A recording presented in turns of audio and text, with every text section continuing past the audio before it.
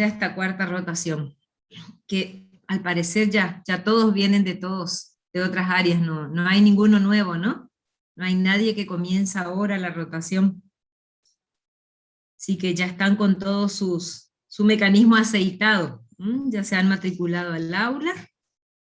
A ella me encargué de una de las chicas de Ivana Vega, ya pedí en el aula que la matriculen, que es la que faltaría. Y lo otro es si alguno va a poder formar, seguramente tienen ya algún grupo de WhatsApp de la área de la cual están viniendo. Entonces siempre hay uno que está en eso. Si ahora yo les escribo ahí en el chat nomás ya mi numerito, entonces me incluyen, y así por ese medio le paso también ya los teléfonos de los otros docentes. Entonces eso permite trabajar bastante dinámico, y por ahí si hay algunos cambios, ese es el medio más rápido y efectivo para todos. Así que si ahora al terminar acá nuestra charla, alguno me dice tal numerito, o yo ya les anoto y ahí me anotan. Entonces ya quedamos en el grupo de WhatsApp de cuarta rotación. Ya hago eso primerito, perdón, ya hago eso.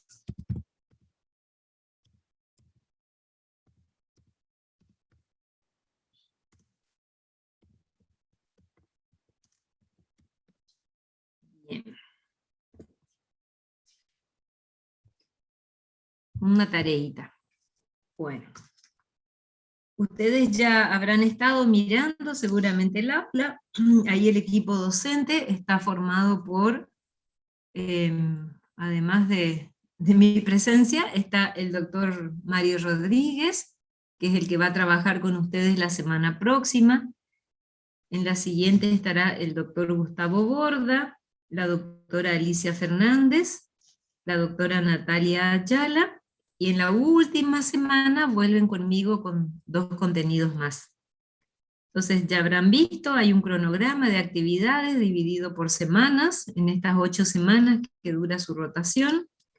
En la última semana nosotros le hacemos el examen final integrador, que es otro de los que va a llevar una nota. Ya están formados 6 grupos de trabajo, ustedes son 61, entonces ya está subido con distintos colores, los distintos grupos, porque la mayoría utilizamos esta estrategia de que tenemos nuestro encuentro a través del Zoom, los días lunes, miércoles, viernes. No son los 3 días, cada docente coordina con el grupo los días en que el Zoom será sincrónico. Le dejamos las actividades dentro del aula, inclusive ya tienen todo lo que corresponde a esta primera semana. Tienen actividades para trabajar en grupos desde sería hoy lunes al día miércoles, y después desde el día jueves hasta el día sábado. Porque toda esta primera etapa de esta semana le dividimos en una clase 1 que tiene que ver con todo lo del pre, intra y posoperatorio, y los 3 días o 4 desde el jueves al sábado tienen que ver con las indicaciones médicas, los planes de hidratación parenteral, el uso de antibióticos, de coadyuvantes, de analgésicos. Entonces, cada uno de los docentes que mencionaba tiene una forma diferente nomás en las estrategias de trabajar, pero más o menos seguimos esta línea, que es lo que hacemos ahora a través de la virtualidad. Sí, yo miraba la lista ayer y veo varios apellidos que me parece que fueron, ya algunos de ustedes han estado en la parte práctica, en el Hospital Vidal, ya hay algunos apellidos que me suenan familiares. Seguramente vamos a seguir, ojalá que coincidamos en eso, de que los que están en el área de cirugía vayan al práctico de cirugía, porque lamentablemente por ahí hay algunos grupos que ahora van a estar rotando en el contenido de cirugía, pero por ahí van a sus prácticos a pediatría o a clínica, y ahí medio capaz no es muy provechoso, pero es la distribución que se pudo hacer, dice la gente de facultad. Bueno, no sé si hay alguna cosa, alguna duda o alguna expectativa, algo que alguno de ustedes quiera conversar en este momento, opinar, o alguna duda que tengan. En el aula tienen el programa, tienen el material para la lectura obligatoria, sobre todo lo esencial. Quien quiera ampliar cosas, ni un problema, le damos bibliografía.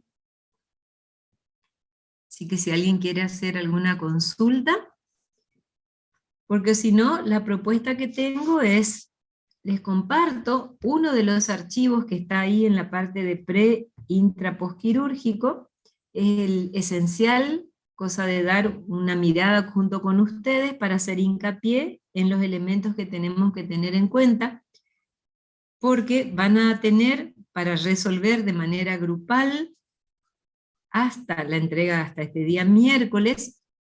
Uno de cada grupo va a subir, tienen habilitado en el aula un espacio que dice cuarta rotación, foro para grupo 1, grupo 2, grupo 3, 5, 6. Entonces, un integrante del grupo va a subir la tarea que realizaron, la que va a ser evaluada, con 4 casos clínicos que tienen también ahí ya como material para resolver este módulo.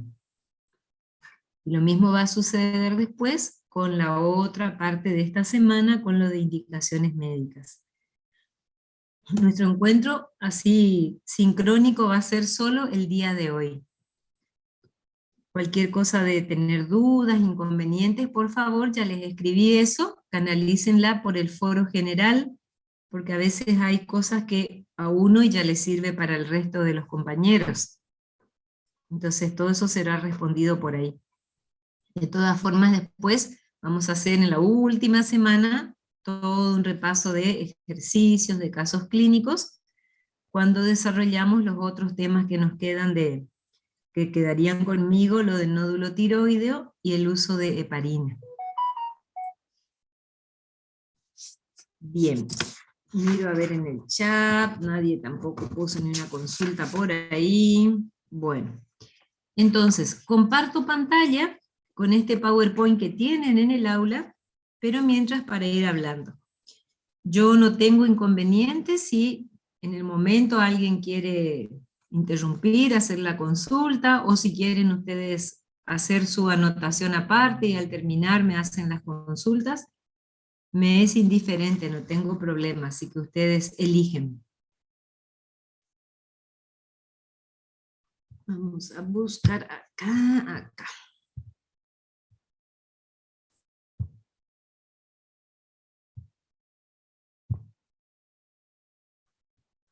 ¿No tienen ninguna duda, consultas, chicos, antes de comenzar?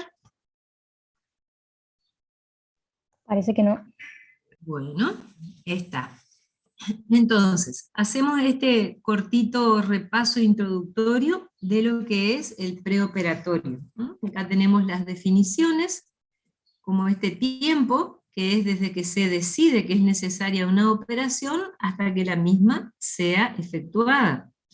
Y eso nos hace llevar a 3 tipos de clasificaciones: la inmediata o emergente, la urgente y la diferida o programada. La inmediata o emergente es aquella que se debe realizar ya, en pocos minutos, ya. Por ejemplo, es el caso de los politraumatismos, los estallidos de hígado, de vaso, o sea, vísceras macizas, las rupturas vasculares, un arrancamiento de miembro superior, inferior, lesión de la femoral, de la aorta, de la subclavia, cosas que es ya, no podemos esperar porque corre peligro la vida del paciente. Es dentro de los pocos minutos desde que el paciente llega a la consulta.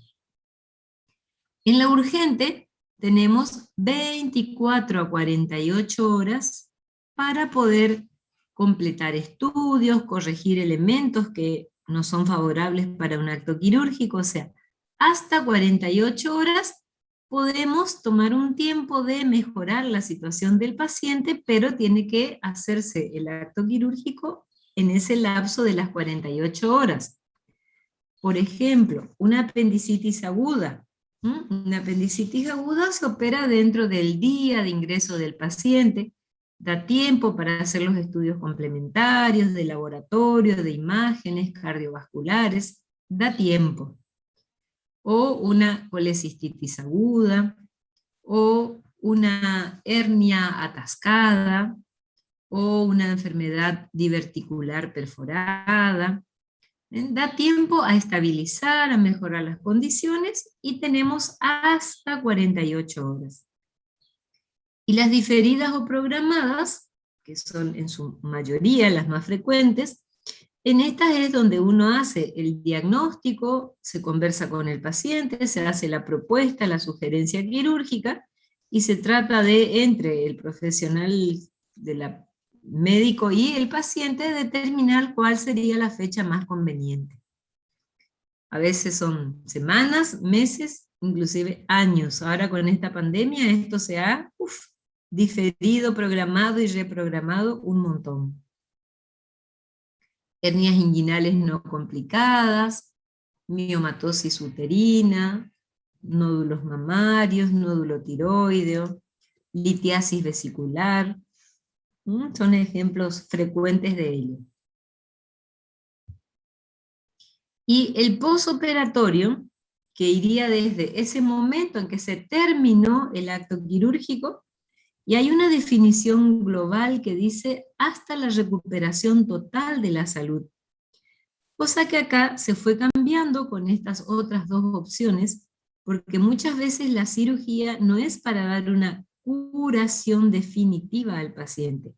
A veces las cirugías son mecanismos paliativos o son cirugías que deben hacerse en varios tiempos para lograr mejorar o recuperar la salud. Entonces, esto de hasta la recuperación total de la salud va a variar un montón. Incluso quedarían como desde que se terminó la cirugía hasta el alta del centro asistencial. Esta es la definición utilizada desde el punto de vista médico-legal, hasta el alta del centro asistencial. Podrá estar internado 12 horas, 24, 48, 10 días, 22 días, 3 meses. El día que se firmó el alta hospitalaria o sanatorial, salió a la calle del centro asistencial, ese es el día del alta, donde se terminó ese postoperatorio. O también hay mucha discusión entre los cirujanos porque se habla de que necesitamos un plazo de 30 a 40 días para que ocurran los procesos de cicatrización, pero no siempre hay cicatrizaciones normales, entonces acá también no es tan aceptada. Decir, desde que salió del acto quirúrgico hasta los 30 días posteriores, y el paciente puede estar en la institución de salud o en su domicilio, se cumplen los 30 días y ahí se terminó el postoperatorio. 30 días de no mediar complicaciones. Ven que todo es complejo ya acá, la primera definición. Pero vamos a quedar que el postoperatorio es el periodo de tiempo que va desde el fin del acto quirúrgico hasta que el paciente es dado de alta del centro asistencial, teniendo opciones, puntos de vista, que pueden ser la recuperación total de la salud o a los 30 días de no mediar complicaciones. Son otras opciones. Y el perioperatorio es el momento que está alrededor de las 24 a 48 horas antes y después del acto quirúrgico, que es realmente todo donde nosotros tenemos que estar muy atentos para que en el antes del proceso quirúrgico tengamos todos los estudios complementarios, las mejores condiciones de glóbulos rojos, de proteína, de nutrición, de ventilación, ver todas las patologías concomitantes que tienen los pacientes, tener todos los recaudos que necesitaríamos para el procedimiento quirúrgico, todo lo antes ahí cercano ya al acto operatorio, y en el postoperatorio de esas 24 hasta 48 horas después del acto quirúrgico, donde acá hay que prestar particular atención a todo el control de los signos vitales, de la movilidad del paciente, de evitar o prevenir trombosis, corregir la glucemia, tener una buena hidratación, indicar los medicamentos adecuados. Entonces, ese momento, de 24 a 48 horas antes de la entrada al quirófano y posteriores a la salida del quirófano. Doctora, una pregunta si le puedo hacer. Le quería preguntar si la radiografía de tórax forma parte de los estudios principales del prequirúrgico o no Sí. no siempre se necesita. ¿Sí? Forma parte cuando el paciente tiene 60 años o más, es un requisito. Ya vamos a ver, enseguidita vamos a llegar a eso. Todo lo que debemos pedir de un prequirúrgico según nuestras normativas legales, ¿sí? Se pide a todo paciente de 60 a más años de edad, sea físicamente normal, sin patologías, pero es un requisito ya establecido por protocolo. O se pide radiografía de tórax a cualquier paciente de cualquier edad, donde en el examen físico encontramos ruidos patológicos o patologías concomitantes que tengan que ver con la parte respiratoria. Puede tener 20 años el que se opera, pero es asmático.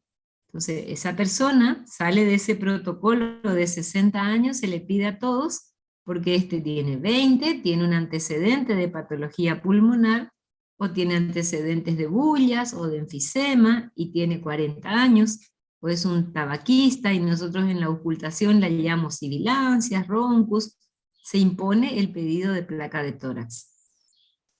Acá vamos a ir viendo siempre, vieron que queremos tener todo nosotros muy, o es blanco o es negro, pero realmente con el paciente real hay cosas que son grises, están en ese intermedio del, tranquilo, del ni, ni, por eso es la individualidad de cada paciente.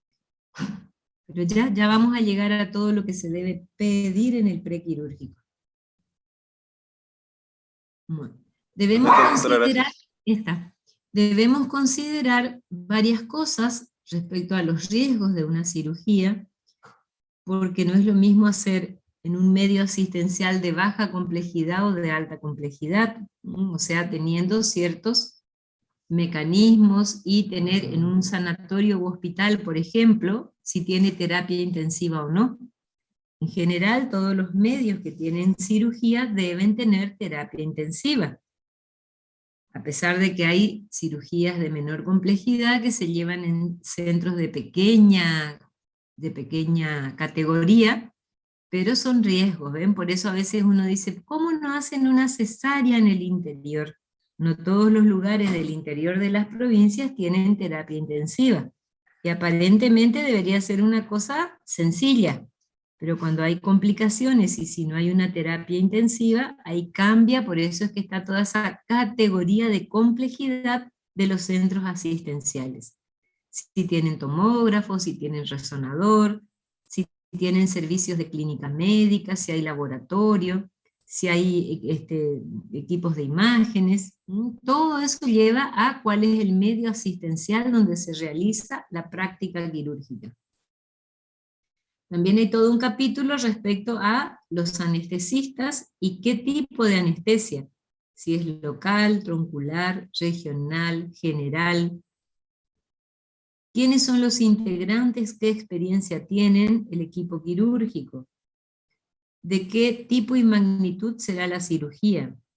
¿Mayor o menor? ¿Durará más o menos de 30 minutos? ¿Involucra tejidos superficiales o tejidos profundos? ¿Cuáles son las condiciones psíquicas y físicas del paciente? O sea que hay un montón de elementos a tener en cuenta cuando le decimos a un paciente, señor, te vamos a operar de una colecistitis, de una hernia, de un lipoma. Son muchos los elementos que hay que tener en cuenta. Dentro de ese montón de cosas que existen, sí o sí tenemos que tener en conocimiento qué significa la clasificación de los anestesiólogos de Estados Unidos, ASA. Esa clasificación mundialmente utilizada, porque esa, sobre todo ustedes como médicos generales muy próximos, tenemos que saber comunicar al familiar o al paciente respecto a su posible pronóstico cuando entra a un quirófano. Para eso es esta de ASA. El que va a ser cardiólogo y va a aprender muy bien todos los índices de riesgo de Goldman. El cirujano en general aprende un poco el estado nutricional del paciente por el hecho de que necesitamos tener buena proteína, albúmina, hemoglobina para el momento quirúrgico, porque hacer incisiones en los tejidos implican que después venga el proceso de reparación, y para eso, si no tenemos albúmina, hemoglobina, vamos a andar muy mal. La clasificación de ASA va del número 1, y acá justo quedó ahí, chica la diapo, el número 6. El último, el número 6, se le pone a el paciente que tiene muerte cerebral y es donante de órganos. O sea, es un ASA 6, el paciente con muerte cerebral que ingresa a un quirófano para hacer ablación de órganos. Y vamos al otro extremo, el ASA 1. El ASA 1 es un paciente aparentemente sano, sin ningún tipo de patologías agregadas ni tratamiento, donde debe ser sometido a un proceso quirúrgico. Este paciente tendría una, ¿qué significa esto acá? El 0,06, 0,08% de posibilidades de complicaciones postquirúrgicas. Eso es el porcentaje. Es muy bajita la posibilidad de que le suceda una complicación en el postoperatorio. Aquí sería, no sé, una mujer de 24 años que hace un cuadro de apendicitis aguda, o un cuadro de un embarazo ectópico complicado, o una hernia umbilical, un paciente de 50 años, una hernia umbilical atascada y debe entrar al procedimiento quirúrgico. Son pacientes que son normotensos, no son diabéticos, buena función renal, sin patología hepática, sin trastornos pulmonares. Gente con estado de salud bueno y que de repente o programado hace alguna patología que necesita un resorte quirúrgico. Ese sería el ASA 1. En el ASA 2 tenemos aquellos pacientes que van a ir a un acto quirúrgico, pero de antecedentes tienen una enfermedad sistémica leve, que no les genera limitación funcional. Caminan, corren, suben escaleras, trabajan. Por ejemplo, pueden tener una diabetes que está muy bien controlada, ser hipertensos, muy bien tratados y controlados, tener un EPOC bien tratado y controlado. Esos pacientes tienen un 0,4% de posibilidades de morbi o mortalidad postoperatoria. La mayoría, acá en el ASA 2 en general, de todo lo que se programa. 2 o 1. El ASA 3 son los pacientes que tienen una enfermedad sistémica pero grave, donde hay una limitación funcional pero no está incapacitado. El paciente camina, se levanta, se alimenta por sus propios medios, pero el paciente no puede correr una maratón, por ejemplo. ¿Por qué? Porque tiene una enfermedad sistémica grave, por ejemplo, insuficiencia cardíaca, hipertensión, hipertensión, con una droga maneja su hipertensión. Un diabético que se maneja con hipoglucemiantes orales. Aquí son 2 o 3 medicamentos para mantener su enfermedad compensada, o ya hay miocardiopatía dilatada, o tiene un test que utiliza insulina. Otro paciente tiene una enfermedad sistémica grave, va a tener una patología que complica y amenaza la vida de comorbilidad posterior al acto quirúrgico, y se importa si tiene 40 u 80 años, pero los tienen su peritis cardiopulmonar, los politraumatizados de los accidentes de tránsito. Y el ASA 5 es moribundo, en el cual la ejecución va a ser casi igual si se opera o no se opera. De morirse, hay un 50% de chance quirúrgico. Esto es lo que así groseramente representa la clasificación ASA, y el 6 que ya dijimos anteriormente. Entonces, eso tienen ahí en los casos clínicos para analizar en el grupo y poder categorizar en qué ASA irá el paciente de los casos que tienen ahí para resolver. Esto maneja tanto el cirujano como el anestesiólogo, porque se hace un ASA prequirúrgico y se hace otro después intraoperatorio.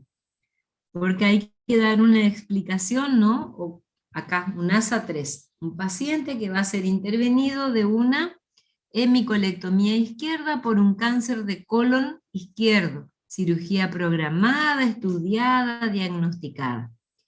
Se le explicará al paciente el procedimiento, va a firmar un consentimiento y el paciente va a preguntar, ¿y qué chances tengo yo de salir de la cirugía? Es un paciente con una neoplasia, con una hipertensión, medicado. Entonces uno dice, no es que entramos, le operamos y todo va a estar bien, señor.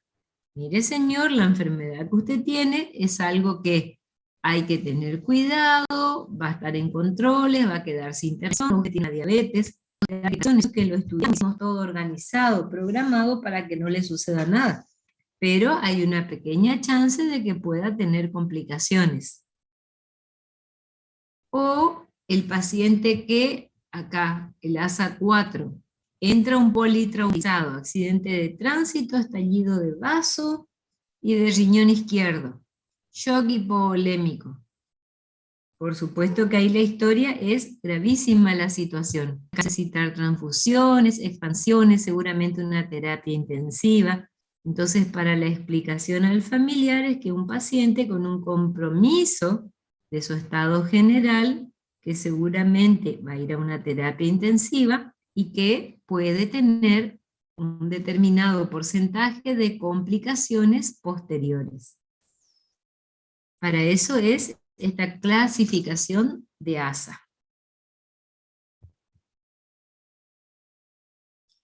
¿Qué pedimos de estudios del laboratorio para alguien que va a entrar a cirugía? Este ya no va más ahora para el protocolo de que menos de 40 años, hematocrito, test de embarazo, ya no.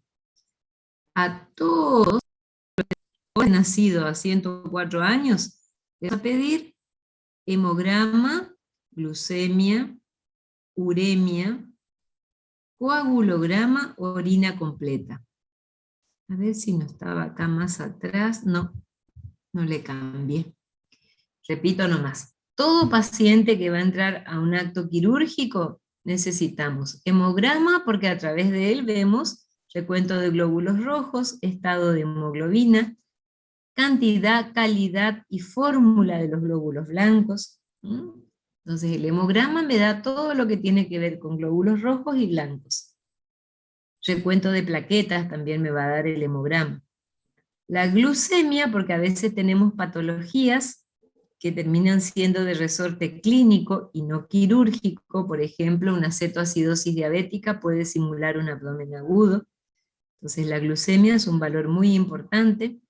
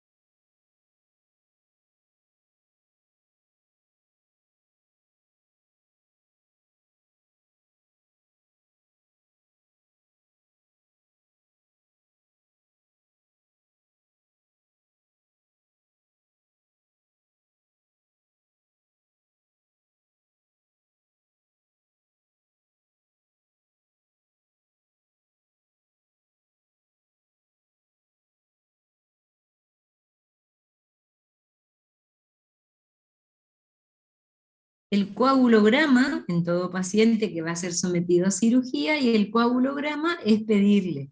Cuando uno pone coagulograma completo, se le hace recuento de plaquetas que ya va en el hemograma, tiempo de sangría y tiempo de coagulación. Y además, dentro de un hemograma, si el paciente está utilizando anticoagulantes orales, se le va a pedir el valor del RIN. Y si el paciente está anticoagulado con heparina, lo que pedimos es el KPTT, todo con las letras mayúsculas. RIN, cuando toma acenocumarol, por ejemplo, un anticoagulante oral muy usado, o KPTT, cuando está anticoagulado con heparina, sódica o de bajo peso molecular, o heparina oral, que es lo que tenemos también ahora. Coagulograma. Uremia es el otro valor que fue tomado por su bajo costo y rápida ejecución, como por protocolo, la uremia para determinar indirectamente el estado de la función renal. Siempre tomado con pinzas esa uremia, porque sabemos que no es la representativa de la función renal, es la creatinina. Pero la creatinina es más costosa, más compleja para su realización. Entonces en las emergencias no se hace creatinina, se hace uremia. Por eso es que quedó protocolizada, que la uremia sería un representante bastante indirecto de la función renal. Y una orina completa, porque también a veces las pielonefritis, las infecciones urinarias, son cuadros que dan dolores abdominales o cuadros con los que hay que hacer los diagnósticos diferenciales y tener una orina patológica que tiene piocitos, leucocitos, cilindros hialinos, hematíes, y nos va a hacer pensar de vuelta si realmente estamos ante un abdomen agudo o no, que si no es una patología del retroperitoneo, de la vía urinaria. Entonces, laboratorio sí o sí a todos los pacientes de todas las edades, hemograma, glucemia, coagulograma, uremia, orina completa. Todos los pacientes también necesitan una evaluación cardiovascular. Esta diapo yo voy a sacar, ahora que termino de ustedes ya le voy a cambiar. Todos desde horas de nacido, 104 años, necesitan un electrocardiograma y la evaluación cardiovascular. Y respecto a imágenes, todos a partir de los 60, esto se cambió, a partir de los 60 años necesitan una placa de tórax. Si el paciente, como ya decíamos hoy, tiene 40, 20, 18 años y tiene una patología pulmonar, se merece también una placa de tórax, por más que el protocolo dice 60 años. Y se tomó eso de 60 años por el hecho de lo epidemiológico, de que existen patologías, sobre todo las tumorales pulmonares, donde a veces pasan desapercibidas, o metástasis de otros lugares de cánceres al pulmón, y muchas veces, sacando una placa directa de tórax, podemos encontrar hallazgos que a partir de esa edad pueden ser más frecuentes. Por eso es que se puso eso de 60 años, placa de tórax también como requisito prequirúrgico. Vamos hasta ahí, ¿quedó claro eso? Que no coincide con lo que está en el escrito. Pero creo que han tomado nota o estarán atentos, ahí ya les voy a cambiar esta diapositiva. Sí, Doc, muchas gracias. Bien. Acá está lo del coagulograma. Con el coagulograma vamos a tener recuento de plaquetas, coagulación, sangría, que me hablan de cantidad y calidad de plaquetas. Cuando el paciente está con heparina, le pedimos el KPTT, y cuando está con anticoagulantes orales, es el RIN, el dato de laboratorio que pedimos.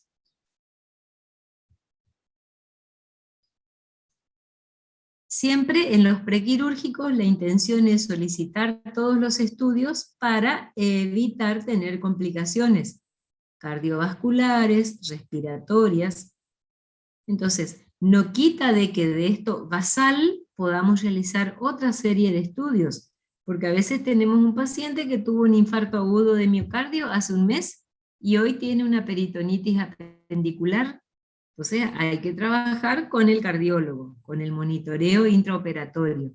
Hay pacientes con insuficiencias aórticas, mitrales, fibrilación auricular y necesitan una cirugía muchas veces de emergencia o de urgencia.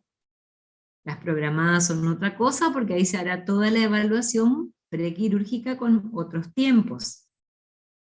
Lo mismo pasa con pacientes con patologías respiratorias. A veces necesitamos, además de una placa de tórax, un examen funcional respiratorio, la espirometría, los gases en sangre. Ven que todo eso se va agregando a distintas complejidades cuando ya tenemos el paciente particular con sus patologías específicas. Doctora, una pregunta. Si Sí. tengo un paciente que es fumador de muchos años, por ejemplo de 40, 50 años, ¿Se le Sí. puede hacer también una placa de tórax? Sí, se le pide, porque seguro que a ese en el examen físico le vamos a escuchar rales o sibilancias, o no va a ser un pulmón, buena entrada de aire bipulmonar, silencios, todo normales, sin ruidos agregados o patológicos, ¿sí?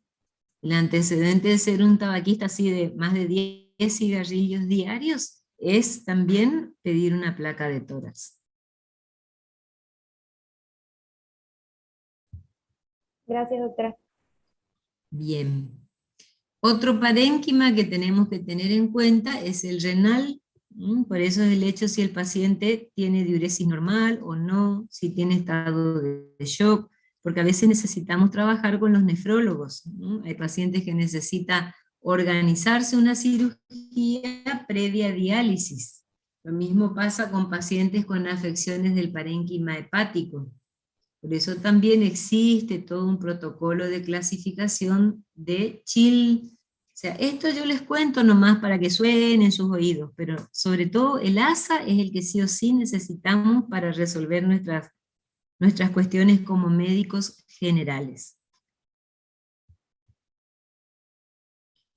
Este detallecito importante cuando, y tenemos muchos pacientes con diabetes, todo paciente que va a ser sometido a un acto quirúrgico y utilice hipoglucemiantes o insulina, esto también es otra cosa protocolizada que va a formar parte en las indicaciones médicas, pero se le suspende el hipoglucemiante oral y las insulinas que está usando, y mientras esté internado para la cirugía y en el postquirúrgico se va a utilizar insulina corriente en forma subcutánea. Entonces, ni bien se interna el paciente, que se le realice el control glucémico o preingerentos, 20 horas, 170 unidades de corriente subcutánea. Si el valor del hemoglucotés con el cual se mide esa glucemia pinchándole el dedo, con una gota de sangre se pone la tirita en el aparatito, da entre 190, se le hace una corriente subcutánea. Si el glucémico es de 200 a 249, le hace 10 unidades de insulina. Corriente subcutánea. Más la medida de más de insulina. Corriente subcutánea. El médico de glucemia. Muchas posibilidades de convulsar. Y muchas veces la hipoglucemia a nivel neurológico son peores que los de la hiperglucemia.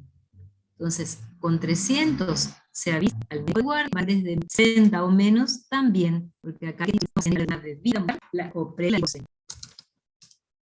Los diabéticos y post de la glucemia. También en este pre-intra-postquirúrgico tenemos que considerar niños transciente cuando tenemos de 9 menos, 30 menos, con pasta de glóbulos rojos. Una pasta de glóbulos rojos está a 3 puntos el valor del hematocrito. Una pasta de glóbulos rojos levanta 3 puntos el hematocrito. Uy. Otros elementos, las plaquetas. Las plaquetas son de muy difícil obtención, tiene que ser del plasma fresco porque las plaquetas solo viven 24 horas, entonces hay que prevenir cuando tenemos pacientes plaquetopénicos, tener plasma fresco de 100 plaquetas. Y son las prioridades que el plaquetopénico se opera con agregado de plaquetas y con reserva de plaquetas. Además de tromboembolismo, trombosis, entonces hay determinadas medidas que van a ayudar a la ambulancia. ¿Cómo son medidas? Que tenemos la colocación de vendas elásticas en ambos miembros inferiores, la colocación de botas neumáticas en los miembros inferiores, una medida re económica que es la movilización temprana en la cama del paciente. Siempre acá los factores de riesgo, la obesidad, el reposo prolongado, las patologías neoplásicas, los antecedentes de haber tenido trombosis venosas previas o tromboembolismo de pulmón previo, la ingesta de anticonceptivos orales, la presencia de varices en los miembros inferiores, la obesidad, la dislipemia. Entonces son factores de riesgo que nos van a hacer prestar atención a qué pacientes hay que hacerle medidas mecánicas y de movilización temprana en el lecho, o en el postquirúrgico inmediato, salió del quirófano, pasa a la sala de internación, se le comienza a hacer de forma profiláctica heparina sódica, unas jeringas que ya vienen prellenadas de heparina de bajo peso molecular, pero por su altísimo costo en los sistemas públicos, lo frecuente es que utilicemos la heparina sódica de forma subcutánea. Más de 60 kilos. Si el paciente pesa, menos de 60 kilos, más de 60 kilos, hace 1 centímetro de heparina sódica subcutánea cada 8 horas. Entonces, cuando transfundimos la heparina sódica subcutánea. También hay que preparar psicológicamente al paciente, para lo cual tenemos habilidades de comunicación, hay que ofrecer un pronóstico y que el paciente comprenda la gran flexibilidad de acomodarnos al nivel sociocultural de ese paciente, utilizar términos simples. A veces tenemos colegas que son los que se van a operar y bueno, hablamos en el otro código, pero si no, hay que tratar de lograr un entendimiento de lo que se le va a hacer al paciente. Por eso es que siempre después de todo uno le dice, ¿me entendió lo que le expliqué? ¿Usted tiene alguna pregunta para hacerme? Porque si no nosotros, wow, listo, punto, se terminó. El paciente tiene muchísimas dudas y todo eso de tener una buena relación médico-paciente ayuda mucho a evitar problemas de mala praxis o juicios posteriores. Entonces hay que tomarse 10, 15, 20 minutos, sentarse a hablar con el paciente y con la familia y llegar a un entendimiento mutuo.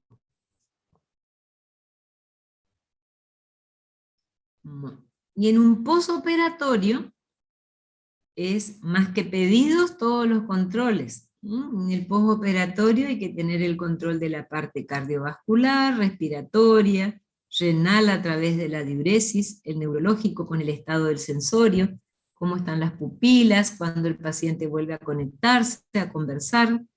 También con este tema hay que tener en cuenta qué drogas está utilizando el paciente, porque a veces se quedan mióticos por mucho tiempo o midriáticos.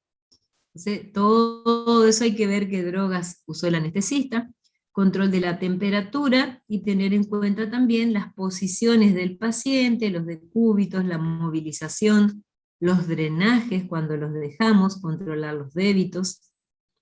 En general, todo esto de signos vitales y débitos de sondas de drenajes, en general, se pone controles cada 8 horas o por turno, porque cada turno de la enfermería dura 8 horas, de 6 de la mañana a 14, de 14 a 22, de 22 a 6 de la mañana.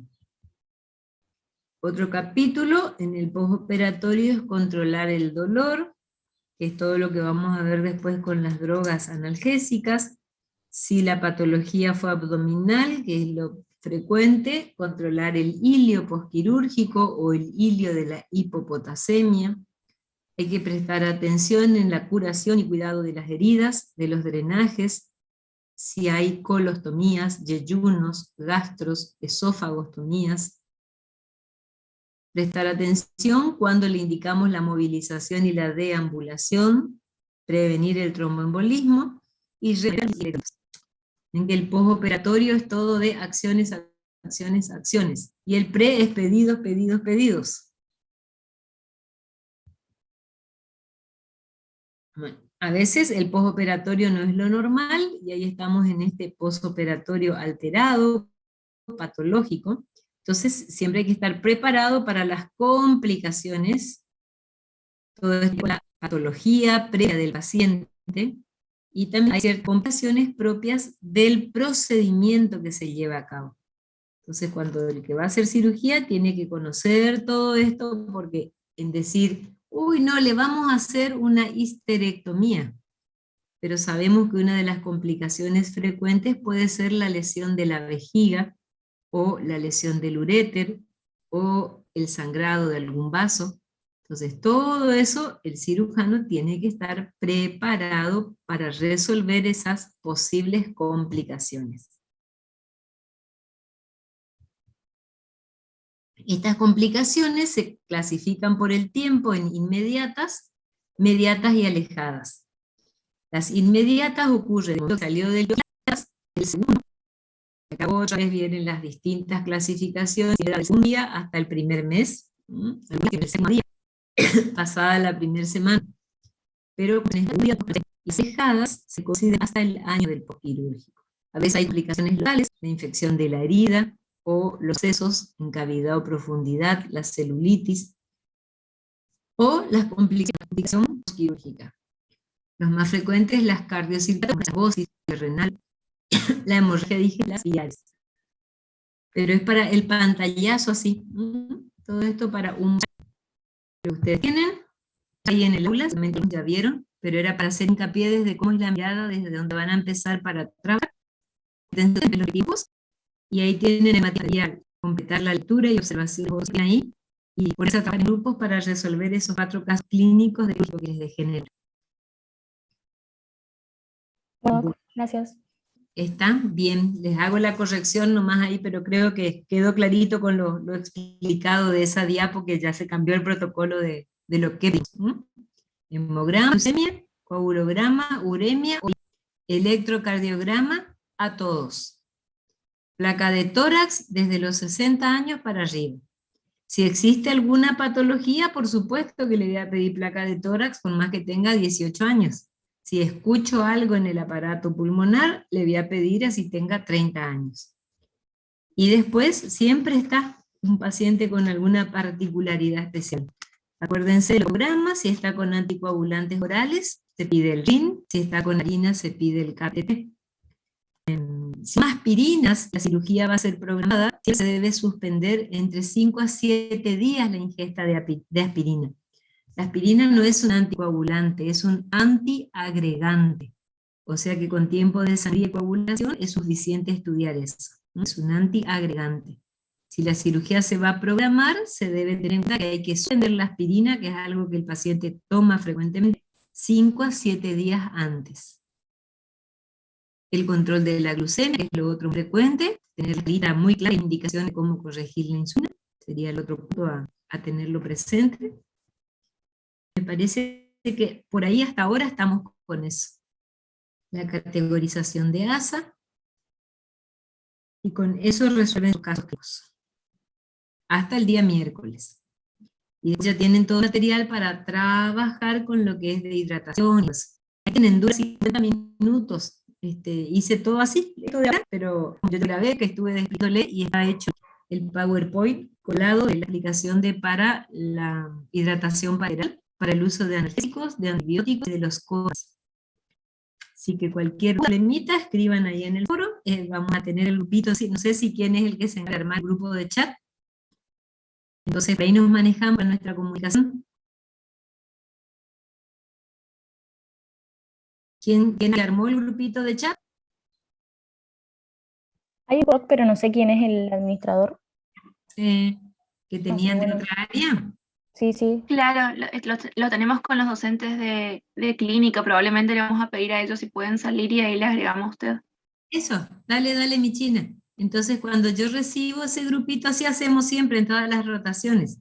Cuando yo recibo eso, ya les comparto el teléfono de los otros docentes, porque es la manera en que nos acomodamos y nos damos los horarios y nos citamos y todo eso, o si hay algún cambio.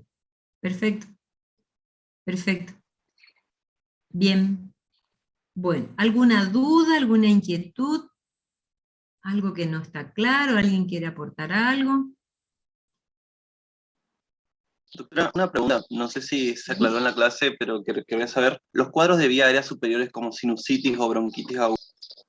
Si es una cirugía de emergencia de urgencia, no se suspende. Si es una llamada, se evalúa, se puede suspender, pero una urgencia puede estar en hiperglucemia, puede tener 20 de mercurio, y si no hacemos algo se va a morir. En esos casos se opera igual, así como el que está con el infarto agudo de miocardio hace una semana y ahora hace un infarto de intestino entérico, por ejemplo. Y entonces va a hacer una 5. Grave la León operándole. ¿Viste? Por eso es la patología que tiene el enfermo, pero no son indicaciones de suspensión de cirugías urgentes ni programadas. Se puede evaluar, se pueden suspender. Pero una sinusitis, un broncoespasmo, hasta la crisis hipertensiva, ¿viste? O hipotensión, poquito tiempo, minutos, pocas horas, se trata de acomodar y el paciente debe ser operado si es una emergencia o urgencia. A la vez con las anestesias, al cambiar el dolor, la atención es mucho por dolor, entonces al cambiar el dolor se estabiliza la tensión arterial. Es todo un trabajo de equipo, todo un trabajo de equipo. Perfecto, gracias. Bien.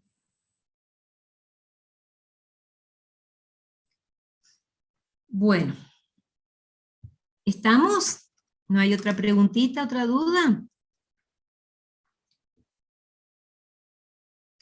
Bueno, chicos, a trabajar, y estoy de este lado, así que escriban nomás ahí, yo miro todos los días el aula y estaremos en contacto. Cuando está algo así, nos comunicamos mejor por ahí. Dale. Bueno, Buenísimo, hasta luego. Hasta luego. Chao. Chau, chau.